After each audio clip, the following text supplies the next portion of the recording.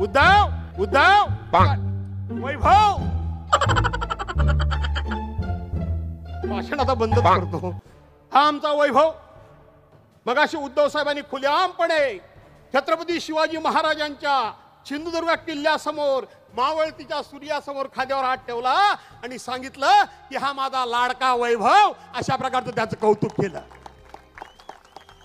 का केलं तर त्यांनी छत्रपतींचं मंदिर आहे सिंधुदुर्ग किल्ल्यावर, त्याचं उत्तम प्रकारचं सिंहासन बांधकाम केलं. याचा अर्थ सिंहासन, याचा अर्थ बैठक.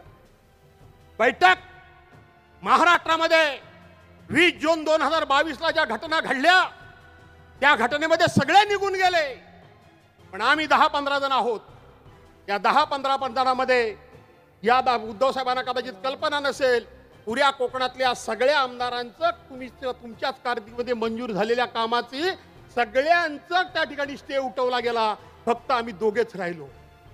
एक माझा उद्धव, सॉरी, एक माझा वैभव आणि दुसरा मी. आम्ही दोघांनी ठरवलं काय वाटेल ते होईल, 4 कामं कमी होतील, जाऊ जनतेच्या दरबारामध्ये आणि जनतेच्या दरबारामध्ये कैफियत मांडू की आम्ही कामं प्रामाणिकपणे करत आहोत. पण ह्या बिंद्यांच्या सरकारने जाणीवपूर्वक आमची कामं रोखलेली आहेत, पण ह्यांच्या समोर गुडघे टेकायचे नाहीत. हा जेव्हा विचार मी मांडला त्यावेळेला मला ताटपणे साथ जर कुणी दिली असेल तर ती माझ्या वैभवनी दिली. तो चर्चा उभा राहणार आहे म्हणले उद्धव वैभव. भाषण आता बंदच करतो. एवढी हजारोंची संख्या उद्धव आपल्या वैभव, मी तुला धन्यवाद देतो की जनतेमध्ये तुझ्याबद्दल किती प्रेम आणि किती आपुलकी आहे. ही आपुलकी मतामध्ये परावर्तित करा.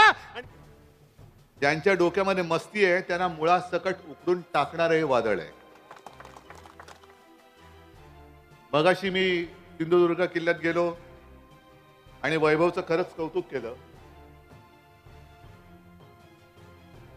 भास्कर उद्धव उद्धव म्हणत आहे की केवढे उद्धवमय झाले त्याचा तो त्याची एक प्रचिती आहे. पण वैभव तुझं मी खरंच कौतुक का केलं, कारण छत्रपती शिवाजी महाराजांचं एकमेव मंदिर आपल्या या सिंधुदुर्गात आहे.